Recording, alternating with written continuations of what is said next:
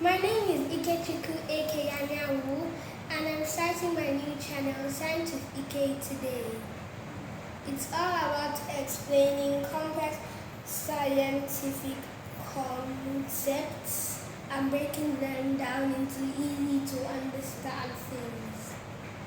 So, the first thing I'm going to talk about in my videos are viruses.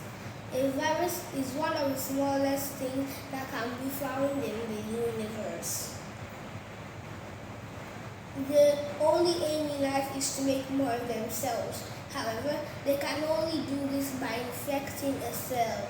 This cell has to be in a specific thing, like a human or a lion or a bacteria or a specific kind of plant. A virus can't jump from one host to another unless the host they're jumping to is very similar to the host they're coming from. So let's say you wanted to get a virus from a pig into a human. It is possible, but the virus has to mutate a little bit before we can adapt to very different circumstances. Like if the virus was attacking the pig's liver, it would have to mutate because the pig has 5 liver sections. Meanwhile, humans don't have any liver section, just the one liver without sections. So the virus would have to mutate to know how to just attack the one liver without caring about and you have to lose all the traits it evolved to attack all the other livers in the pig. Now that you know the fundamental things in the virus, you need to know how a virus affects your body. So let's say for a cold virus got into your body through your nose or your mouth. The cold virus will start infecting specific types of cells. The virus should take over the cell it infects and tell it to make copies of itself. Once the cell is full to capacity, the viruses burst out and attack new cells.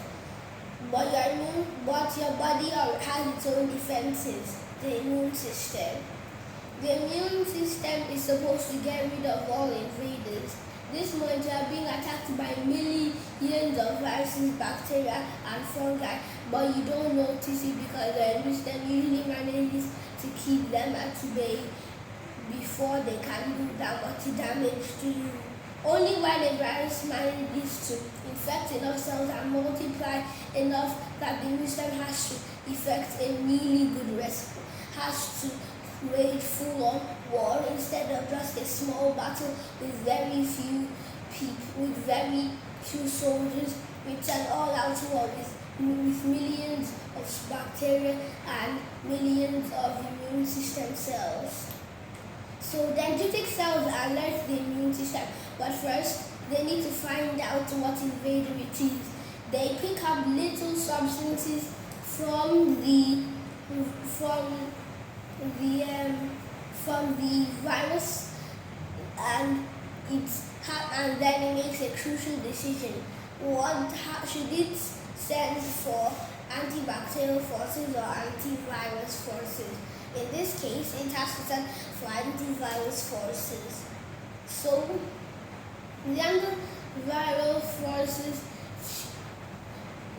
destroy most of all of the infected cells, and they all have a different part to play.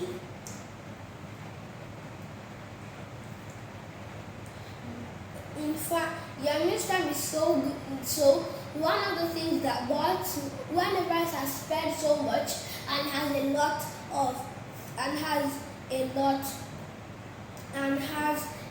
and is winning in the numbers game, your immune system has to initiate other plans. The first thing it does is antibodies.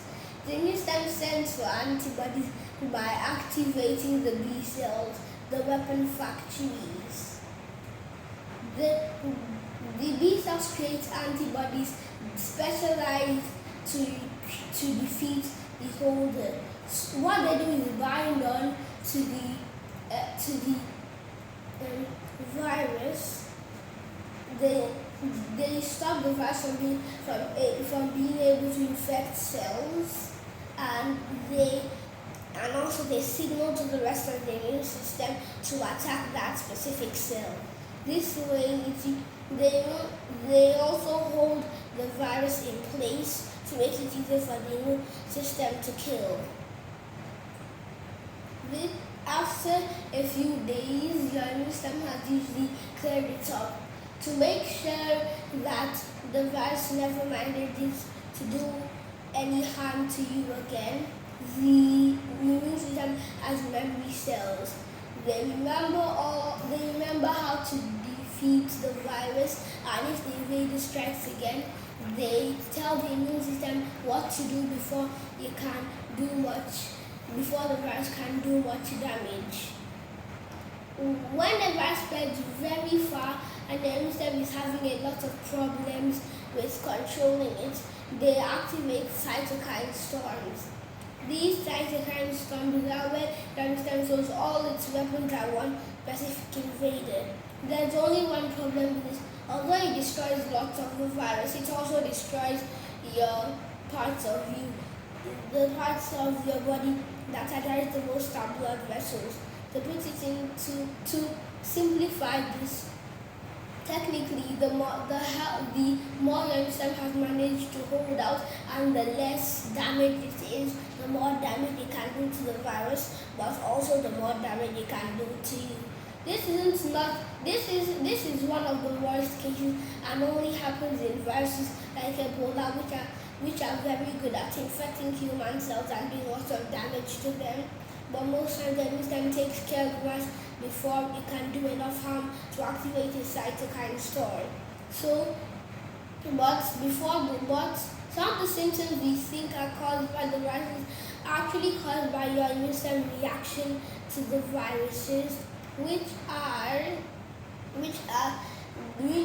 like the reason we cough when we have colds is because your immune system is expelling the virus from your body using your mouth and nose.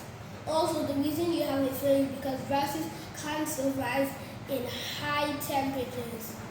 When the virus is in high temperature, it dies. So your immune system makes your body hot, so the viruses all die. This is what a fever is. That's how a virus invades your body and what it is. Thank you. Thank you.